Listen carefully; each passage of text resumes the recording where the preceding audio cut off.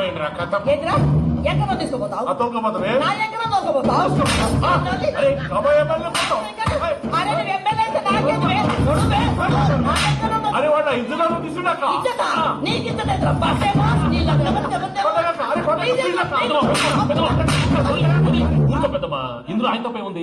Board డబ్బులు పెట్టి meeting పెట్టాడు, అది నా వల్ల అప్సెట్ అయింది, అందుకే నా వెంట పడ్డారు. మీరు ఉండండి, అంతే అంతే. వెళ్ళండి వెళ్ళండి. అక్క బీపీ తగ్గించుకోరా నీ ఆరోగ్యం గురించి చెప్తున్నాను అక్క. మీరు వెళ్ళండి సార్. పెద్దమ్మా అతను చెప్పింది నిజమే, నువ్వు కొంచెం బీపీ తగ్గించుకోవాలి. గట్లనే తక్కువ తీసుకుంటా. ఏంది నారాయణ ఊరుకోరుకున్నామంటివి? మన ఎంకాయకి పెళ్లి గిట్ల ఏమైనా సెటిల్ అయిందా? వీడికి ఇంకా పెళ్లి అవ్వదన్నా, అందుకే మేము ఇద్దరు కలిసి పుణ్యక్షేత్రంకి పోదాం అనుకుంటున్నాం. ఆ విషయం నీతో చెబుదామని.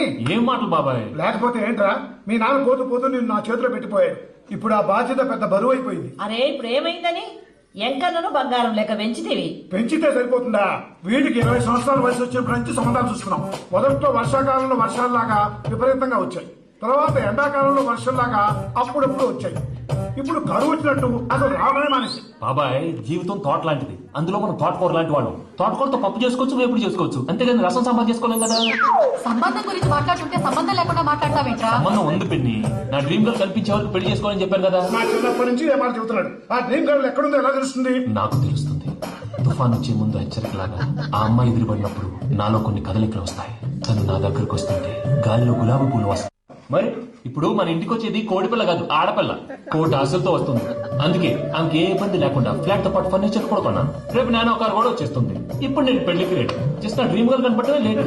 చూసావా అన్న, ఎక్కడికి వెళ్ళా మళ్ళీ ఆ డ్రీమ్ గర్ల్ దగ్గరికే వస్తాడు. వీడికి జన్మ మన ఎంకన్న జాతకంలో దోశ గిట్లుందేమో జర చూపిద్దాం.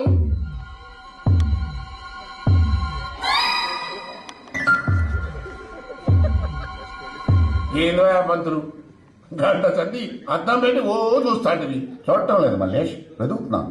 బాబు చెప్పిన డేట్ ఆఫ్ బర్త్ కి జాతకానికి ఎక్కడ మ్యాచ్ కావట్లేదు. అర్థమైంది. డేట్ ఆఫ్ బర్త్ ఏం చెప్పావరా? డిసెంబర్ 13. ఏ సంవత్సరం? ప్రతి సంవత్సరం పదాలు వాడుతున్నాడు, నన్నే శంకిస్తున్నాడు మల్లేష్. ఏలే జర పరిసరాలు ఉండి గట్లా మాట్లాడతాండు. నువ్వే మంచి మనసు చేసుకుని ఇష్టం ఎందుకు చెప్పరాదు? దాన్నే ఉందిలేరా మళ్ళీ. బాబుకు త్వరలో విదేశీయానం. ఇది కరెక్ట్ గా చెప్పారు. నీకు దైవభక్తి కూడా ఎక్కువ. ఇది కరెక్టే. ఇవన్నీ ఎంత కరెక్ట్, నీ పెళ్లిలో ఉన్న సస్పెన్స్ కూడా అంతే కరెక్ట్.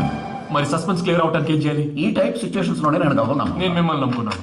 ఈ గవ్వలు నేను బాగా కలిపి వేస్తాను.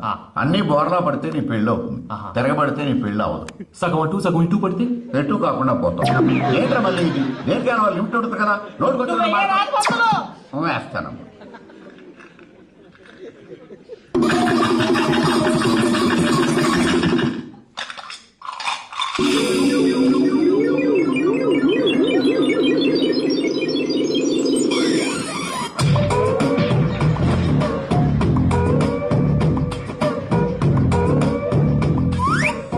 పోదకూడదు బాబు, జాతకం మనం రాయకూడదు, ఉన్నది చదువుకోవాలి. దీని అర్థమేంటి పంతులు గారు? మీవాడు కూడా ఈ గవ్వలాగే ఒంటరిగా మిగిలిపోవచ్చు. అలాంటి మాటలు అనొద్దు పంతులు గారు, ఇంకోసారి ట్రై చేయండి. తప్పు బాబు, సృష్టికి విరుద్ధంగా ఏ పని చేయకూడదు. అది కాదు, ఇందాక మీరు సరిగ్గా కలపలేదు. ఏం పెద్ద పిల్లగాడు చెప్తున్నాడు కదా, ఇంకో పాలతే ఏ రాదయ్యా? ఆవేశపడకండమ్మా, అలాగే వేద్దాం. ఏమవుతుంది ఒకసారి కాపాడుతు వేస్తున్నాడు.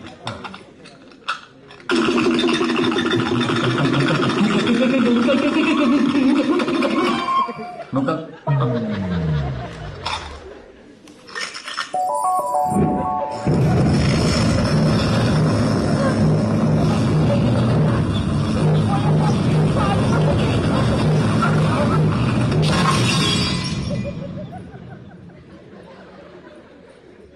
చూసావా, ప్రకృతి విరుద్ధమైన పనులు చేస్తే అలాంటి ఫలితం.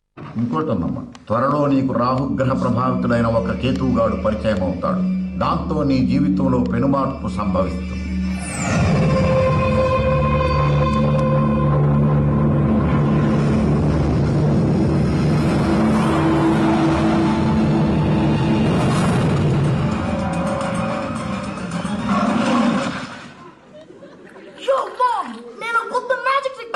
ఏంటి అది? First give me one egg.